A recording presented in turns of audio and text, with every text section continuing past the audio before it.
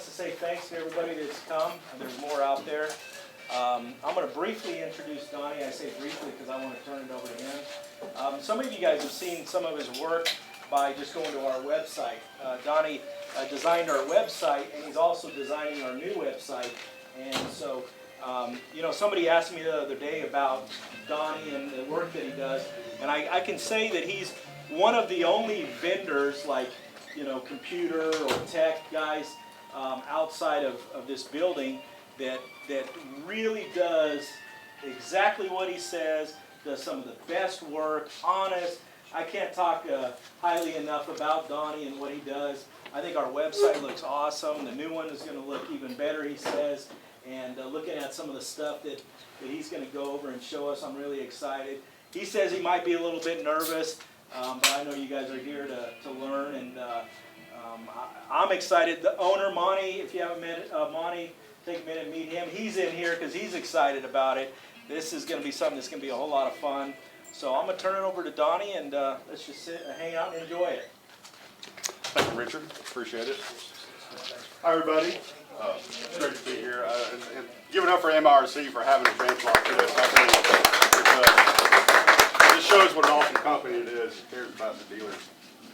A little bit about me. I do website design. I'm going to cut this music back a little bit here.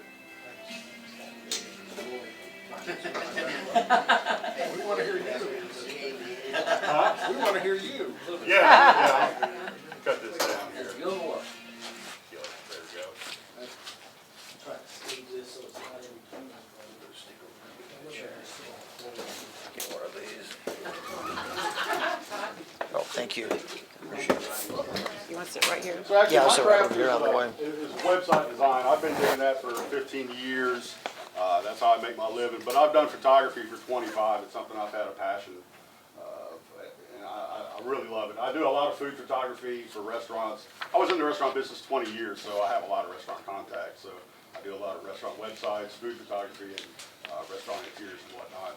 And when Richard asked me if I would do this seminar, the first thing I thought, well, you know, I've never really shot guitars before, so I needed to set up something at the house just so I'd have some example photos to show you, and also to prove to myself, okay, well, I can, you know, can I get decent guitar shots?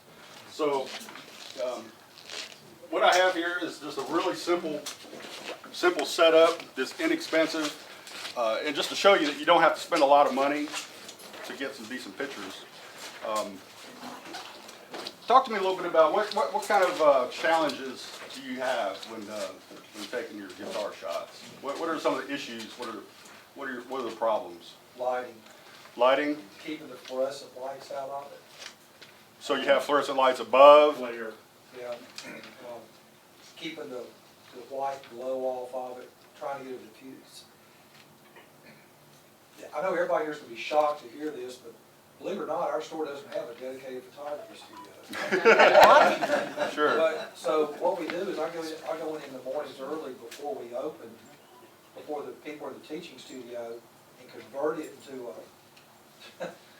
a photography studio with daylight bulbs and work reflectors and cloth I keep rolled up as backdrops, and do all the shots, and then I spend half an hour tearing it down and storing it away. Right. Which gets so getting the right lighting, that's one thing. And the other half is I've got a real decent camera for, you know, amateur. I got a Canon EOS 20D or something. Okay. Great. And I don't fully understand it. Sure. My son keeps saying take them in RAW format. I keep saying, What the hell is that? Yeah. My Photoshop is version 6.0, which came up on the Mayflower. It doesn't recognize raw images. Okay. So that's where I'm at. Yeah. That may be mirrored by some of the people here, I don't know. And you know, shooting raw, that's a little bit more advanced than what we're going to get into today. But if you're really serious about photography, a raw format is an unprocessed image. So you can make adjustments to that as though you haven't even pressed the shutter yet. You can adjust brightness, contrast, saturation. before you even process the image and save it as a JPEG. It's very versatile, but we won't get into talking about RAW so much. Although that's how I shoot. I shoot RAW all the time and edit in Adobe Lightroom, which is amazing. Photoshop is great. That version of Photoshop you have was perfectly sufficient to edit photos. And you probably need a plug-in in order for it to recognize RAW format, and because I'm pretty sure it will. You just probably need a plug-in. Okay. But fluorescent lighting, that's a challenge. Like what we have in here is fluorescent lighting, and it's kind of a harsh light. It's really a green light, and that's something we'll talk about is color balance and color temperatures of different lighting. These here are a very inexpensive, it's about $125 light kit. These 3 lights. These aren't the stands it came with, and I wouldn't buy the same kit again, but it's a really cheap light kit that you can get good results with, these soft boxes. If you just have fluorescent light overhead, I would try to turn those off, or use this is called foam core. Now they make these in different colors, so I have a black back to it, white on the front. You can position this above your guitar and try to block that fluorescent light if you can't turn them off, and then use your lighting to control what's on the guitar itself. So that's a thought too. If you can't turn off the fluorescents, try to block that light. But Also cheap with light foam installation and buttons. yeah, Use that. I mean, it sounds like Hicksville, I know, but the stuff works good for bouncing light, but I still have that looks great. this is a real simple setup. This background here, and something else we'll talk about, was $10 at Hobby Lobby for this piece of material. And if you go in there and start looking at some of the textures and materials they have, you go, wow, some of this stuff will make some really great backgrounds. And you don't have to spend a lot of money. But I don't know, does everyone have one of these little pamphlets here? I'll kind of go through this and talk a little bit, and then we'll take some pictures along the way. So before you even get started, it's good to have benchmark photos. It's good to have a role model. What do I want my shots to look like? So what I did in preparing for this, I went online and looked at some shots, and saw some really nice ones that had some complicated lighting setups. But for your own shots, it's good. Get some role model shots online that you want to try to emulate. That's a good starting point. And also, I may not even have some of this stuff. I may not even have to talk about, because you guys are selling guitars and probably deal with this a lot. But you want to decide what shots you're going to get starting out. Like a main picture of the instrument like this right here. It's a full shot. Let me go ahead and take this off and turn on my live view on the camera.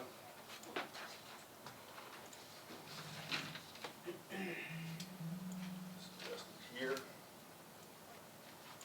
But it's good to have a shot list starting out, so you can just kind of check off your shots as you go.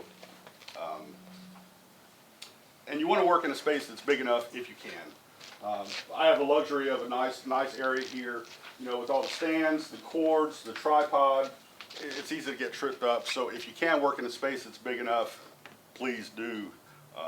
You'll save yourself a lot of hassle. Before starting, clean the instrument. That's something that I'm sure this is probably a no-brainer, but get all the smudges and dust off of it. And after you've got it clean, then when you're handling it, use a microfiber, or even go as far as some cloth gloves to handle it afterwards, because you'll be moving the guitar around, and you don't want to just add more fingerprint smudges to it. Also clean your camera lens. That's something that's easy to forget about, but dust will collect on it. And you don't want to use canned air ever on a camera, because that will just drive the dust into the camera and on the sensor and into the lens, and that'll give you some real problems. You have to send it back to the manufacturer to get it really cleaned out good. Now, camera settings. How many of you shoot in just auto mode on your camera? Sometimes? Yeah. So only a couple. So some of you are using like shutter priority or aperture priority or program mode. I'm going to recommend you use aperture priority. And aperture is what controls the depth of field in your image. So with a really high aperture, more things will be in focus. And we'll get to another shot here where the guitar is laying down, and I'll shoot across the guitar so you can see the effects of different size apertures, either wide open or very small. These settings here that I have under the camera settings, if you set your camera to these, you will get some good shots. But you do have to put it in aperture priority mode, and just look in your manual or Google your camera model online to get the instructions on how to make these changes. And once you get your camera set up with these settings, then you're pretty well good. Then all you have to do is just change the aperture based on the amount of depth of field that you want. And I'll illustrate that here in a bit. Set your ISO setting to 100. The ISO is equivalent in the film days of how sensitive the film was. The lower the number, the better the quality. The higher the number, the faster shutter speed you'll get. But it introduces grain into the image, so it doesn't look so good. You want a lower ISO setting. So set it to 100 if you can. White balance. Now these are daylight balanced lights. You may be shooting with tungsten or lights that are more yellow, like a regular table lamp. But you want to set your camera to the specific lighting balance that you're using. So I have my camera set to daylight, since these are daylight balanced bulbs. Have you ever taken some shots and part of your image looked good and you might have some other spill light coming in from outside that turned out blue? Or if you're taking a shot where part of it was really orange? Anybody ever had a problem like that where I'm getting these weird colors and I can't figure it out? Does that ever happen? Yeah. Yeah. That's where you're getting mixed light. Like if we were to turn on these fluorescents, along with these fluorescents are actually going to have kind of a green cast to them. And so you really don't want to mix colors like that. Or if there was a lamp here, a regular tungsten lamp, it would be a very orange look mixed with this daylight. So when you're mixing color temperatures like that, you're going to get some weird results like that. Some things are going to have a little color cast to it that you don't want. So try to control the light that you're in, and you know, stick with either just daylight balanced or just tungsten, and no other type of light coming in. Daylight is best. It gives you the best look. Resolution. I have a realtor client of mine that posts a lot of their pictures on Facebook, and the picture's always really small. You click on it to get the large image, and it's still really small. And I've told them, just set your camera to the maximum resolution that it'll take. And it's a real easy setting, but just go ahead and set it to the max size picture and pixel size, and just leave it like that. Just don't even worry about changing it smaller, because you want every pixel that you can get for the best looking pictures. Now shutter speed is going to be controlled by the camera when you're in aperture priority mode. So you won't be messing with shutter. The only setting you'll be changing is the aperture, really. So just that one setting. Tripod, definitely. Is anybody hand holding their pictures? Hand holding the camera? Do you get some shaky shots on occasion? If you're outside in bright sunlight, you'll get a fast enough shutter speed that you can hand hold. But you really want to invest in a tripod, something that's sturdy. And also, you want, even though this is a sturdy tripod, I add more weight to it, because just the act of pushing the shutter, it can cause enough vibration that you won't see that vibration in your, or you won't see that blur in the LCD because it's so small. But once you get it onto your computer and you look at it 100%, you'll think, why is this blurry? You know, are my eyes going bad, or what's going on? It could be that you got a little bit of vibration. Don't walk around when you're taking your picture. Have everybody stand still, no vibrations, and just get that tripod weighted down. That'll give you the best results just about every time. Shutter release. Now these you can get a wired shutter release that attaches to the camera. So you're not actually pushing the shutter. What I'm doing is just pushing this, and that just took my picture right there for me. So this is another way of reducing vibration. This was $30, something like that, for a wireless. and it works great. Manual focus. Don't use autofocus. Don't trust it. I started out in the early days using autofocus, and I get back to the house and load up my pictures on the computer, and holy crap, I wanted this to be in focus where this is in focus. Don't trust your autofocus because it'll pick a different point than what you intend. Just about not every time, but a lot. So just go ahead and manually focus your pictures.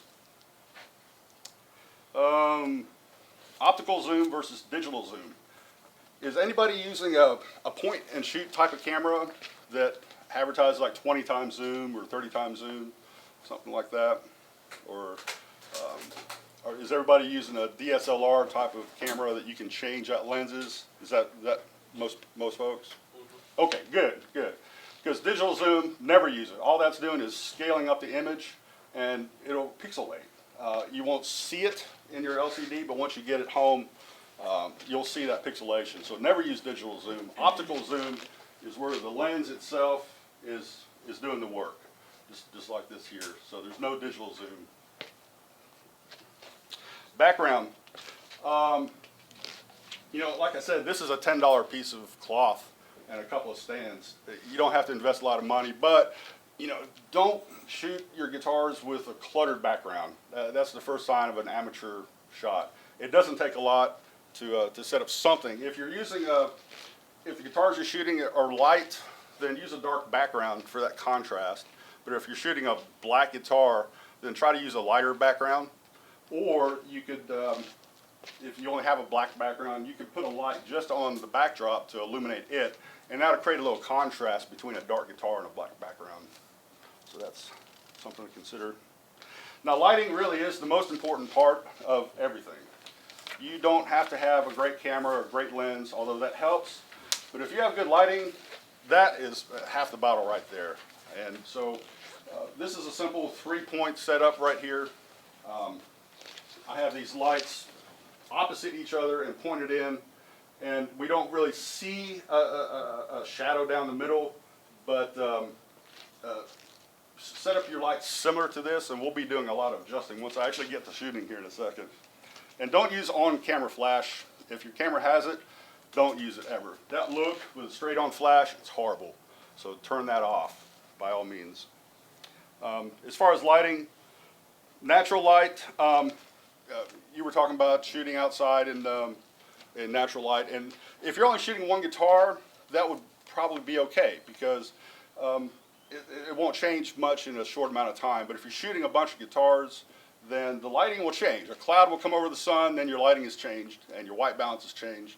So you could use natural light, but only if you're shooting really quick. I would stick to something similar to this.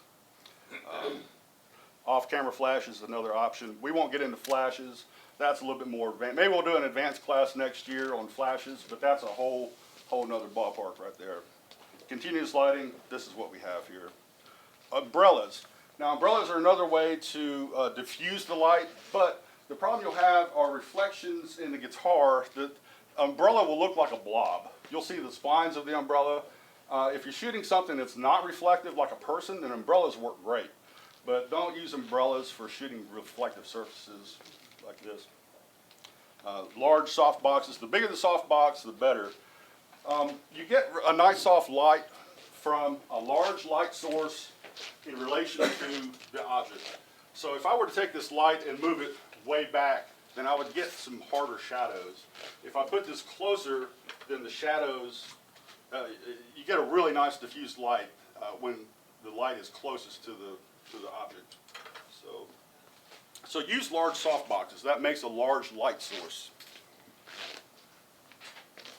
Another option is if you don't have soft boxes like this foam core. Now they make these in big sheets. You could just take a large piece of foam core, put it on a stand, and bounce the light into the foam core and onto the object. And that creates a nice soft light too. The only problem with that is you need a stand for the foam core. You need another stand for the light. But this does work great if you need to add a little fill, like in the bottom here. If I want a little bit more underneath, this foam core, just putting it down here just adds. If I take it away, you can see what it looks like. Just adding this underneath adds a little bit of a reflective light there. So these can be really handy. Hobby Lobby, this was $4, something like that. Here's another type of reflector. I know you've all seen these. One of these guys here. One side is white, one is a little bit more gold, but these make nice reflectors as well. So that's something else to consider.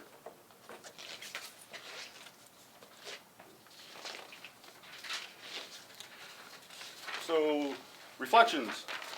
Now when shooting really reflective surfaces, this is going to be a big battle that you'll face. Like right now, from this angle to the guitar, I don't really have any ugly reflections. And I'm going to introduce some. I'm going to change these lights. A little bit more of the body here. So I'm going to bring this guy over. And actually, that doesn't look too bad.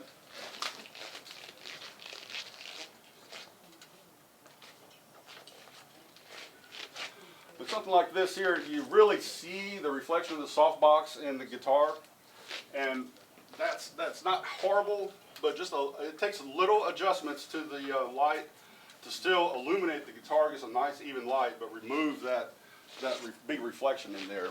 So that's going to be a big battle that you'll fight, is reflections, especially when we'll lay the guitar down and take some shots at a lower angle.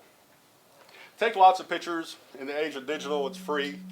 When you get back, you'll find that you think 100% of your pictures are great, when it turns out it's like, well, somebody might have been walking, there might have been a vibration, it may not be quite in focus like you thought. So take multiple pictures. You'll be glad you did. You can throw them away later on. It'll save a little frustration from having to go reset up your lights just to get one shot that didn't work out. Multiple angles. We will do some actual shots here, but you definitely want to take a variety of angles of your guitars. Marking photos. Now, we got this set up here. Everything looks great. Now, say 2 weeks later, you need to set it up again. Are you going to remember exactly how everything was set, the camera, the lights? So it's good to take your phone and just get some pictures of your setup so that you can refer to it later on. That'll give you, it'll help you a little bit.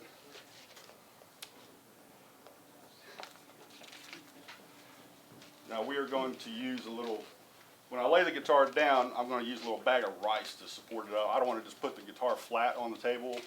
Not really interesting pictures, but a bag of rice works as a nice little trick. Yeah. Yeah, a bag of rice. Double bag just in case. If shooting multiple, do you normally shoot a number of guitars at one time? Well, when you get a shot set up, let's say I really like how this lighting is and the camera position, then shoot that picture of this guitar, pull it away, get your next guitar, put it in place, leave everything in place for that particular shot. And then when you get all your guitars shot of that angle and that lighting, then switch up your lights, move them around, go ahead and get your tight shots and get your lighting set up for a specific shot. Then just shoot one guitar after another as that shot. That way you're not moving lights every single time. And composition. There's something called the rule of thirds. I don't want to get into too much art theory, but as far as composing your image, think of the screen separated horizontally in thirds. So top third, bottom third, and also vertically in thirds. And it's good to put things that are the focal point, the main part of interest, at one of those intersections in a third, rather than just simply, now I'm shooting this straight on, but in general, when shooting details that we'll get to here in a second, place that detail at one of the spots in a third of the image, and that'll give you a better composition, a better look, rather than just putting it flat in the middle. You don't really want it just flat in the middle. It's not really that interesting. Also allow space for text. I'm sure you use these images for different types of advertising, online, print ads. and you get back to the computer and there's no room for text. So think of that ahead of time and go ahead and compose a couple shots where you have plenty of room for text. So like, let's say if I want to put text on the left side of this image, I have a little room for it. So think ahead of that when you're shooting and leave room for text, because you'll probably need it later on, and your designer will thank you for giving them the space. Processing. So are you guys editing your pictures after you get done with it? Are you, yes? What are you using? I'm just using it's just the in-house Microsoft, I can't remember what it's called, Yeah, okay. like the Microsoft editor. So But it gives you the ability to adjust brightness and contrast and saturation, Right, things yeah. like that. That's great. Every shot I deliver to a client, I've edited. I don't ever deliver anything straight from the camera to the client. And if you see your shots before and after some simple editing, you'll make a big difference in your shots. And even in some adding and vignetting around the sides, a little bit of shadowing around the sides really takes, you want to focus the eye to where you want in the image. And now I use Adobe Lightroom, awesome program for pictures. It's different from Photoshop. Photoshop does editing, photo editing great, of course, but Lightroom is really set up for photography. And I don't know how much it is, to be honest with you. I do the Adobe subscription monthly, so that's included with Photoshop and everything else. But I highly recommend Lightroom for editing pictures. It's a great workflow, and there's a lot of good information online as far as how to use it. Lynda.com, I don't know if anybody's ever heard of that, but Lynda, spelled Lynda.com, is an awesome place for resources and tutorials and just about any software that you can imagine. It's a good place to go. Another piece of software outside of Lightroom that's free, if you're really on a budget, is called GIMP. It's similar to Photoshop, but it doesn't have quite the complexity as Photoshop. But GIMP is an option too if you want to use something to edit your pictures but don't want to spend any money. You can download it free, called GIMP. What do you need to edit after you get it into the computer? If your white balance is not perfect, that's something that you might want to tweak in your editor. Cropping, if you didn't quite get the shot that you wanted, say okay, if I got that at an angle, well, we could crop that and adjust that. Brightness, contrast, saturation, sharpness, those are the kinds of things that you really can enhance in editing your pictures. And when you're done, save as a JPEG, maximum quality to use. And then when you're done, compare your results with the benchmark pictures that you started off, your own model pictures. How well did you do? Did you get kind of close? You'll see what you need to work on. Also, this document you can download as a PDF on MIRC's website. There's a link to it at the bottom, just so you know. So let's take some shots. So we'll start off with a main picture here, and I like how the lights look. I don't have any horrible reflections that I don't like. So let's just compose something here. Now this particular camera is a Canon 6D. I love this camera. There are better cameras and there are much worse. This one has a nice little level on it, so it tells me, gives me a little line to indicate when I'm perfectly level. So, and when focusing, go ahead and zoom all the way in. Now this is as far as this particular lens will zoom, but just fine tune your focus when you're zoomed in, and once you get the focus right, if I can see, that looks pretty good. Not really. When you zoom all the way in and set your focus, then after you zoom out, you can zoom out at any point and still be in focus.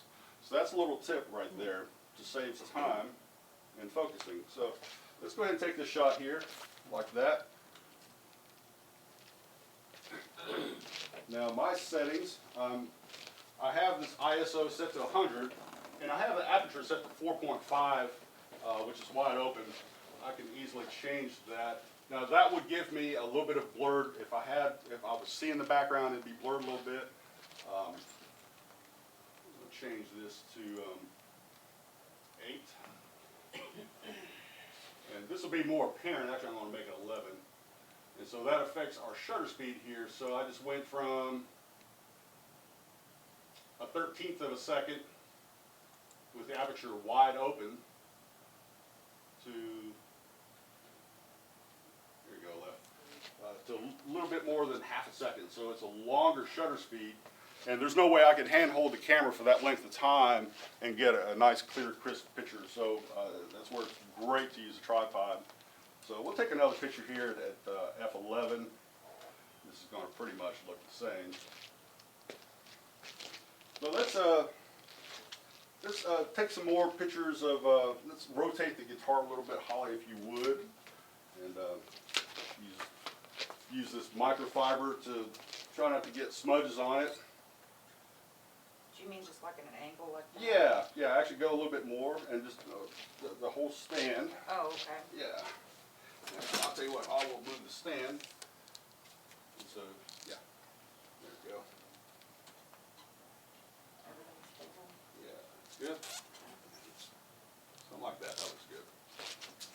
So this is gonna definitely give us a little, we'll see how our reflections are. We got a big hot reflection here that doesn't look so great. So I'm gonna move this light off to the side here. That is not better. So I'm gonna move the light and try to adjust it where I like the reflection that I'm getting. Okay, here we go. This live view, it helps a great deal. So Is that Lightroom or some other software? this is actually the software that came with the camera.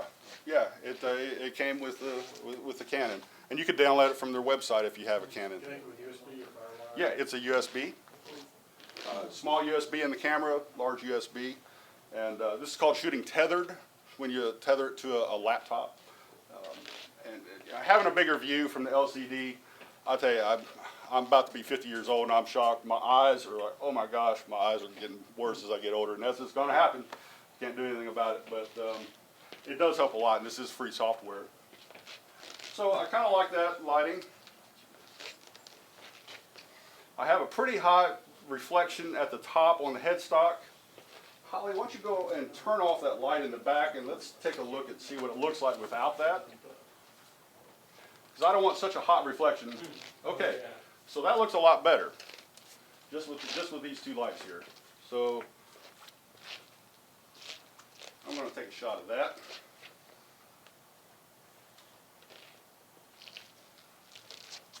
Now this does open in another program. To see the shot itself, opens in what's called the Zoom browser, and so then in the Zoom browser, I can take a look at all the different shots that I've taken to see what those look like. But I'm keeping that minimized right now. Also, this. Shadows of the guitar stand itself. Yes, that's kind of a little bit of a challenge. And what was your name? I'm sorry. Troy.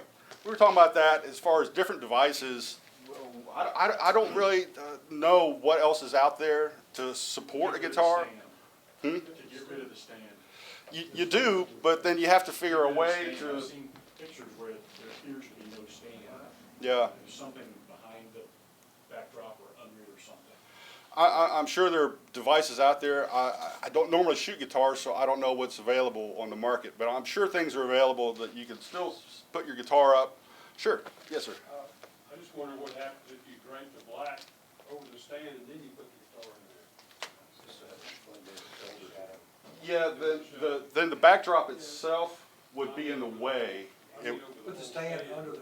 Oh, under the backdrop. Oh, that's a great idea. Well, that works, but then the cloth is over, the extensions coming out. Yeah. That particular stand, and you'll never be able to sell it again, so you gotta be dedicated. I'd cut those arms off about 2 inches in. So you don't have the turn-ups coming They out. make some short What about stands the that top have now? arms. That's why I played drums. I don't have to know. Now, I was at Guitar World yesterday just taking a look at some different options, and I did see some stands that don't have the arms like that. They're kind of hidden, the guitar rests on it, and you don't see the bottom of it. Like on this one here, you don't even see the top either because it doesn't stick up. So they do make stands that you could buy to, so you don't really get that reflection. You And take something like a K&M stand with A-frame, and I hate to say it, cut the front corners off. Then I think you'd have something that would be unobtrusive and not get in the picture. With a black Sure. backdrop, of course, if you change backdrops or something, with a black backdrop, it probably wouldn't show. that would work too. So you just get creative when it comes to solutions to hide the stand or not have it in the first place. That's something I can't really help you with. But they do make stands and that don't get in the way like these do. I'm not an editing whiz by any means, but I have seen in post-production softwares your ability to take away shadow. So Sure. wouldn't you be able to just kind of crop out the shadow from the stand? And the stand would obviously still be there, so you'd see. Well, if you plan on, that's a little bit more advanced when it comes to editing, but sure, these shadows, if I wanted to, I could take those and clone those out. And that wouldn't manipulate the finish of the guitar at all, I wouldn't think. Well, you might get it perfect, but it would be a challenge. The real thing to do is to try to eliminate the shadows from the start, so you're not having to fix it and spend all that time later. You really want to start with the best shot that you can get to minimize what you have to edit later on. Because when you get a whole bunch of, if you're shooting 10 guitars and you got 10 shots of each guitar, You're right. you got a lot of shots to edit, and there's a lot of shadows to have to remove from. Point, Yeah, so try to get the best shot you can from the start. That'll save you a lot of grief later on, a lot of time. So, all right, I want to get a little bit of detail. I'm going to move the camera in a little closer, and I'm going to change lenses here shortly, because I can only zoom so much with this particular lens.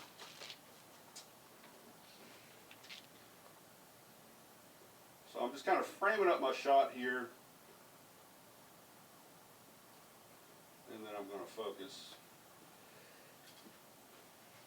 So this will give us a little bit more indication of the effects of changing your aperture.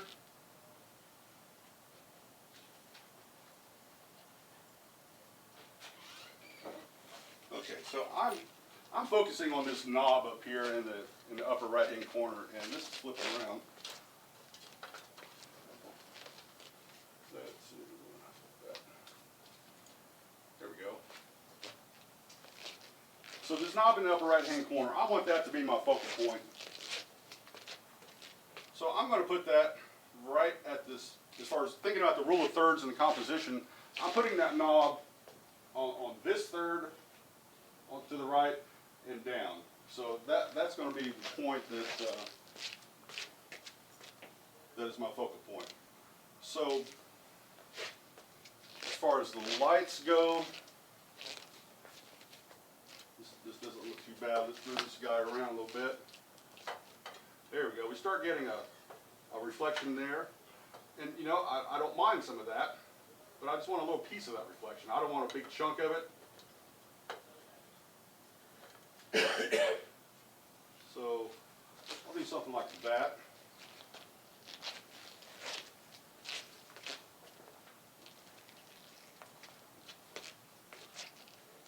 And one thing else, if your camera has a built-in zoom in the LCD, this really helps in focusing. So I've just zoomed in. Now I won't be taking the picture of this, but this is just helping me in getting the focus just right.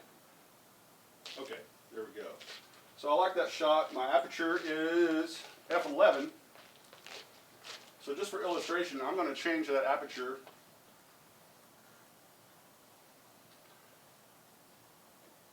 I'll change it down to 4.5 here. So that's going to give us, the right side is going to be in focus, and then it's going to go more blurred.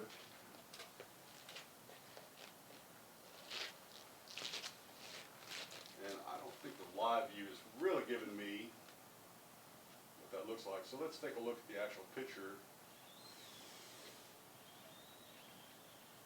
There we go. So you can see how the left side of the, so that is closer representation of the live view. So That's okay. So now let's change the aperture to be a smaller aperture, which will make more things in focus. I'm going to put this on f/18. So more of the guitar will be in focus. It's not wanting me to show me that in live view. Let's just take the picture and look at it. So that, with the aperture that small, my exposure was actually a second, 1.6 seconds. So that's a pretty long time. Even with this much light, when you start playing with smaller apertures, you'll get longer shutter speeds than what you think. Okay, so in this one you see we have more in focus. The aperture is at f/18. Usually the range of your aperture depends on your lens, so it could be anywhere from 2.8 or less up to f/22 or more. But that range of your aperture that's available to you depends on your lens. So if we want more to be in focus, use a higher aperture. If we want, now this really makes your eye go to that focal point there, that knob, that the rest of it being blurred, and that's what we want to do. We want to direct the eye to the focal point, and you can do that with aperture. And that's the only setting we need to change, since we don't have to mess with the shutter speed. We're in aperture priority mode, so the camera is figuring out what shutter speed it needs based on this light. We're just changing the aperture to get that depth of field that we want, or the lack of it, to have more of it in focus. So I'll tell you what, let's take the guitar, let's grab our bag of rice, and let's lay this guy down, get some shots going across the guitar. Grab this guy.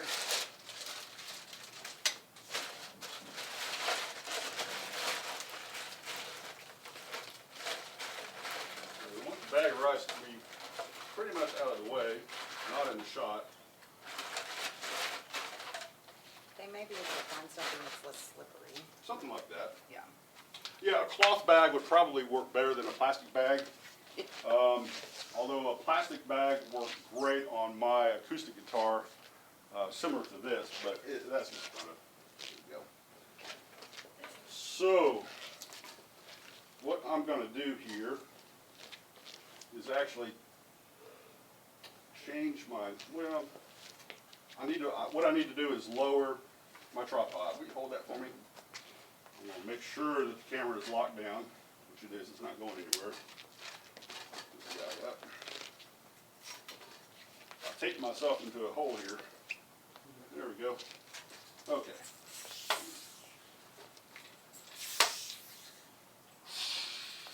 Whoosh. Sound effects. Yeah.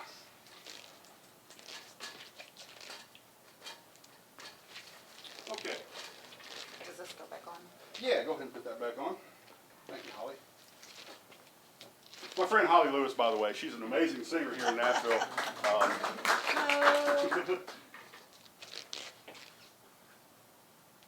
So I'm kind of liking already, just real quickly, what I'm getting here. So here I want my focal point. It's not on the TV.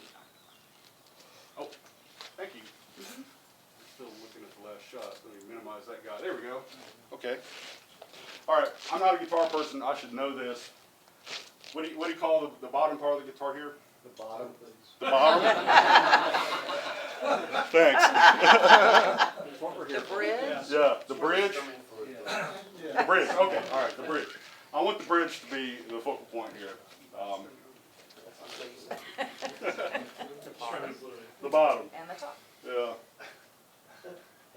All right. So I'm getting my camera nice and level. Yeah. Okay, good. Just let me get my focus just right. I'm going to go ahead and use my handy LCD zoom.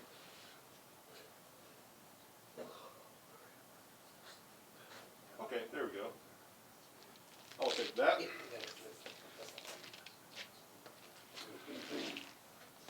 So I still have the aperture set to f/18, which is pretty high.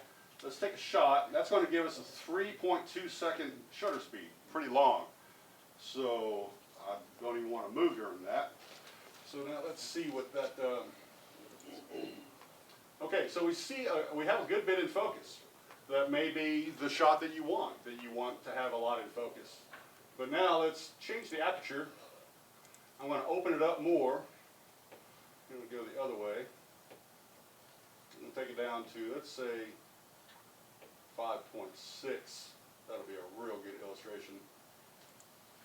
Come on. Okay, we'll take 5. Take that shot.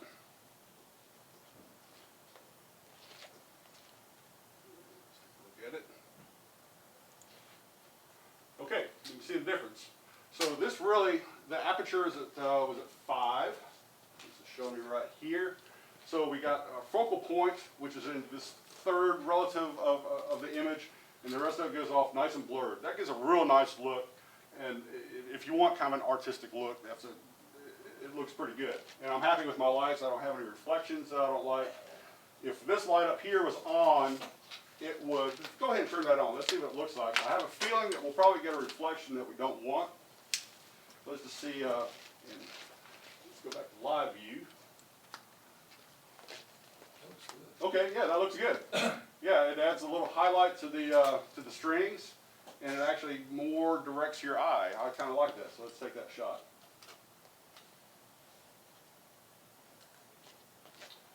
Okay, so questions at this point? Does anybody have any questions?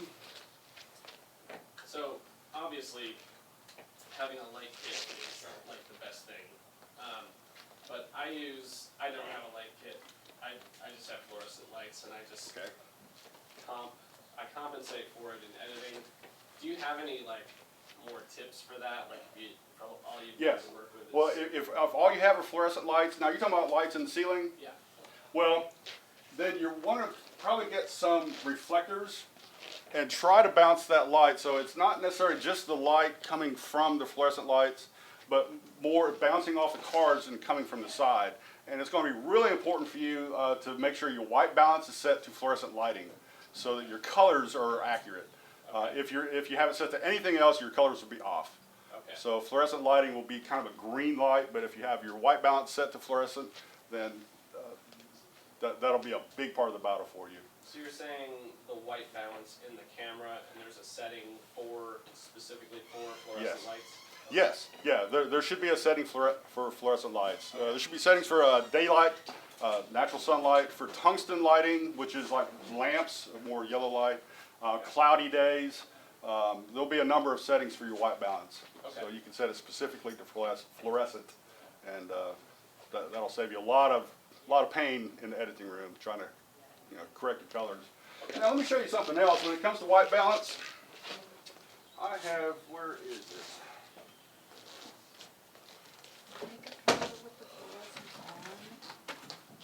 Oh, we can do that, but this is something you could buy. It's kind of overkill. It's called a color checker. And what you would do is actually put this into your scene and take a shot with this.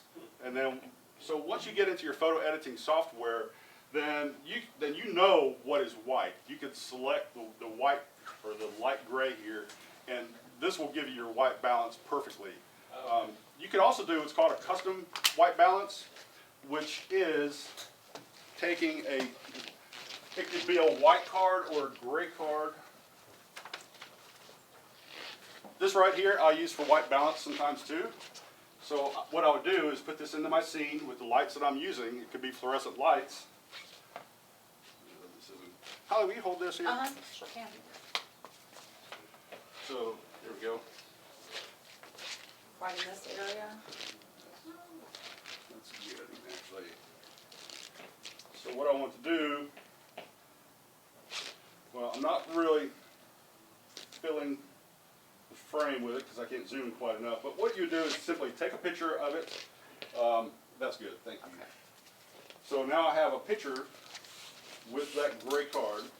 So then I would manually change my white balance setting, up here. Nope.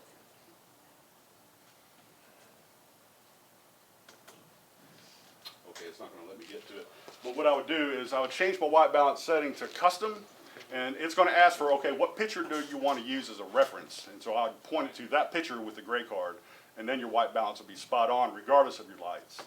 Okay. So white balance is kind of a big deal if you're shooting a JPEG format, because all your settings are baked into a JPEG. You can make changes to the white balance later on in editing, but not like a RAW file. With a RAW file, you have complete flexibility to non-destructively edit that file. White balance, exposure, you could change a lot of settings if you're shooting RAW without destructively editing the image. Why are you using a gray card instead of a white card? Well, actually, because the camera, it wants to expose to 50% gray value. And so I could use a white card, but with a gray card or a white card, either would work. But what I'm getting is a representation of what the light is in that gray. And I wish I could tell you a better answer than that. You could use a white card, that will work okay. But a gray card works just fine, and that's typically what you see professional photographers use. Is that a specific shade of gray? It is, and actually, on the back of it here, this talks about the zone system. This came from Dury's in town. So this is something that photographers will specifically use in setting the white balance. Okay. And by the way, while you're in Nashville, how many of you are from Nashville? Okay, so most of y'all are from out of town. While you're here, Dury's, if you're looking for some good camera gear, Dury's downtown is the place to go. It's an awesome shop. Even just to go in and just to look around and kind of dream about some of the toys that they have in there. It's great.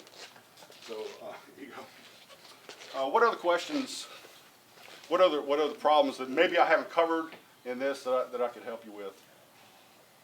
Talked about reflections a little bit. Yes. Any of these guys in the room could probably say the same thing I'm gonna say. Black guitars are the worst. Mm-hmm. So, other than moving lights around, or like the phone cord, can that help with the reflections? Yeah. Other tips you can give? Is, Black is the worst. is there a black guitar handy? Yeah, sure. Let's just put a black one up here and see what we get.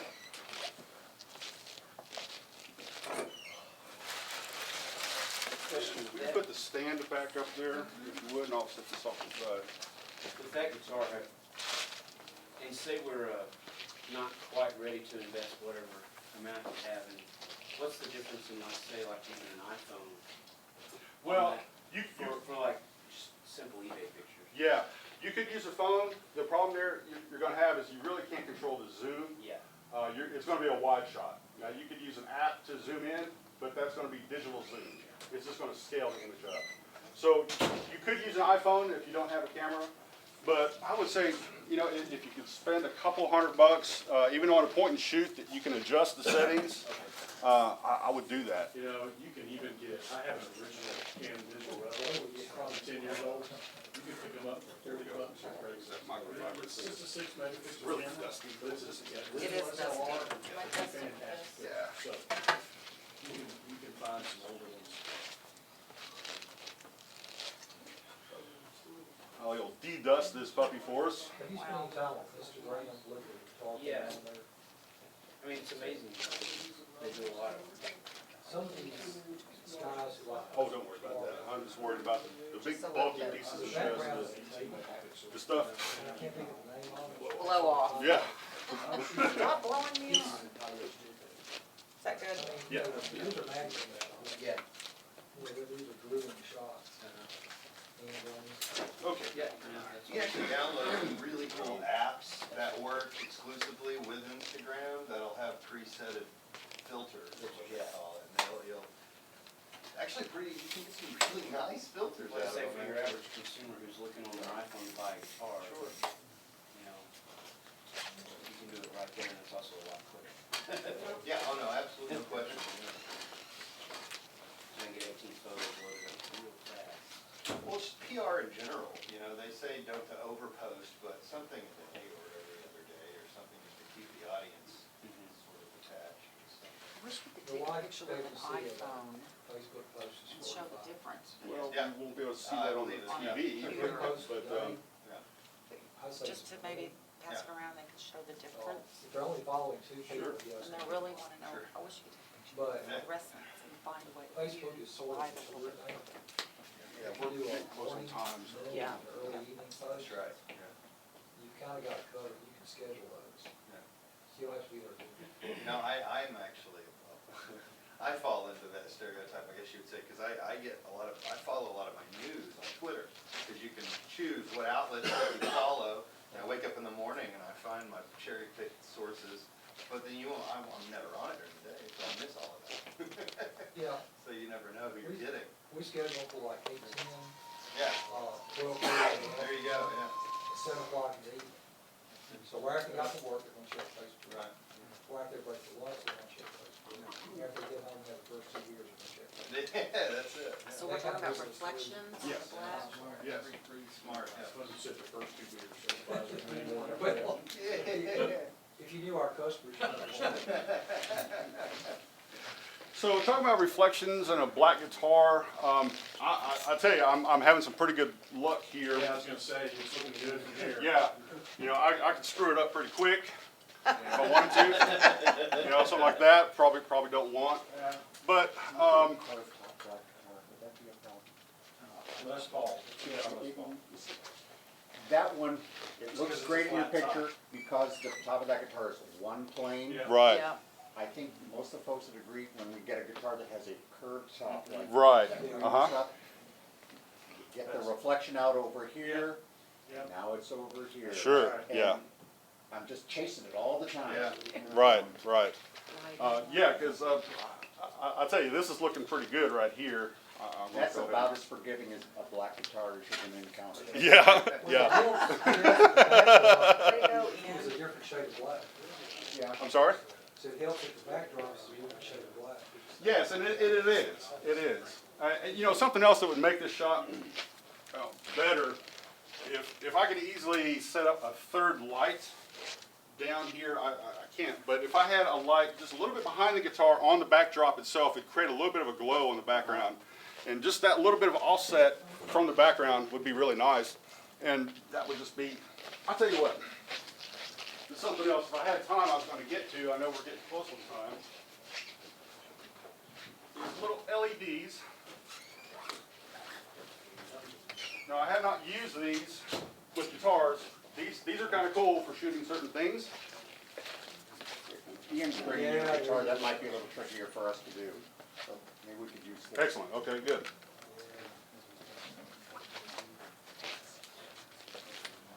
Why am I handling all of the expensive equipment? Let's try to, let's get it more upright. That? That is the funniest thing. After watching this, I gotta show you this, because how funny this is. Okay. After seeing you do this, I just got on our own website and realized how awful Oh, okay. Oh, no. that is. Well, that's not awful. I mean, you got a pretty good reflection at the top of the bottom. It's, look at that. Yeah. See? That's called artistic. Yeah, is that what that is? There you go. Artistic license. Yeah, It shows the contour. exactly. That's all, it shows all the contour. It makes it a sexy picture. I would have never needed that. That's funny. That's good. All right. I'll stick to my cowhide. Thank you. So I'll tell you what. Just stand back there and just kind of hold that behind the guitar onto the background, just to illustrate a little bit about. Okay, so you see what we're getting here. Yeah. Just the addition of this little LED light makes it kind of an interesting shot. That's good. That's what I want to show you. Is you could use something really small to shine on the background, but this is kind of a rounded surface here, and I'm kind of happy with how this looks. Let me just- I get a reflection of myself. Now, yeah, I noticed that on the last shot. That's something else to consider when you're shooting. I would never wear a white shirt when I'm shooting anything because you will reflect in the object. So wear black. You're dressed perfectly. So that's consideration. Your reflections of yourself and other things in the room that you don't necessarily want. You just got a table. Yes. that with his iPhone? Kind of the, I don't know, whatever he uses in the industry. yeah, that's the rocket tire. Most of those, because you can't load from your. This guy shoots the cars. That's all he shoots. So, I'm pretty happy with that. You know, aside from the, you know, a little bit of wrinkles in the backdrop, but I'm not gonna sweat over that too much. Now, here we go. If I get the lights in a different position, then we really start getting a strong highlight there. Now, this is where a big soft box would come in handy because, you know, this could be kind of a nice reflection if it went the entire length of the guitar and is really nice and thin.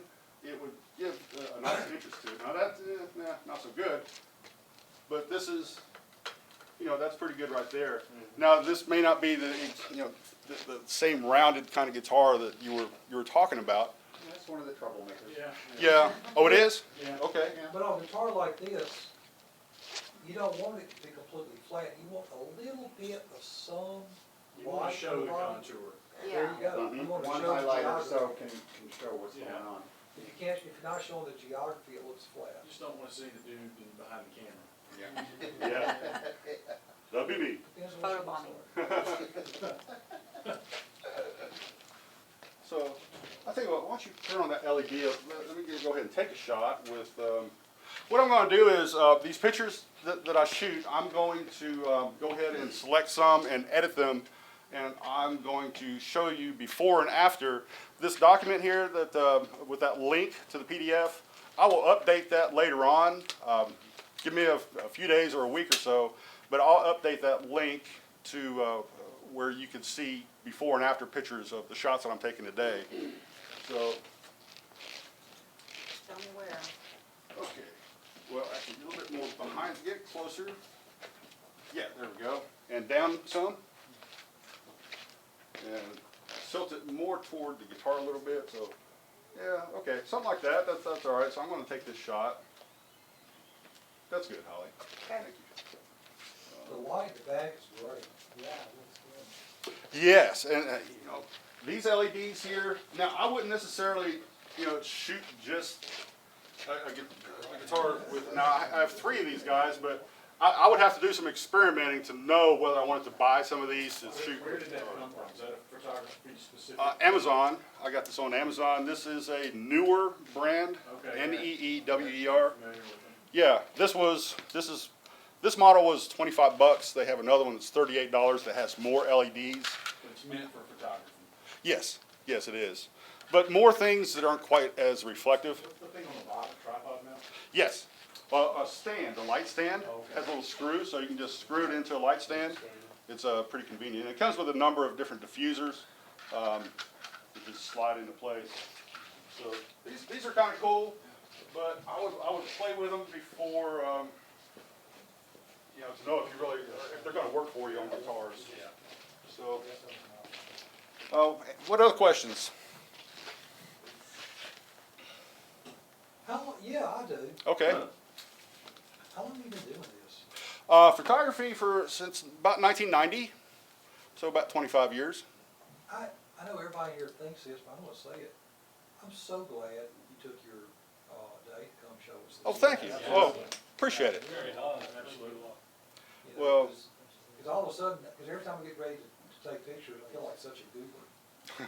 It's a big task. I mean, it Well- takes time and it's. Sure. Yeah, It's and, a good time. and also, you know, and now that I'm seeing that maybe I'm making it harder than I should, because I don't have the right stuff, Sure, now I yeah. gotta beat money out of my partners.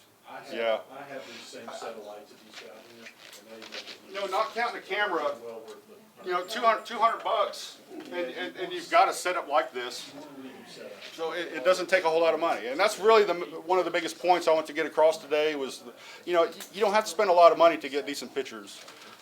This light kit, it's cheap. It doesn't cost much at all. But just how I'm using it, just how you're using the light makes all the difference. So when I get home Monday, and I say, okay, I wanna duplicate this rig, I look for 3 tube light boxes.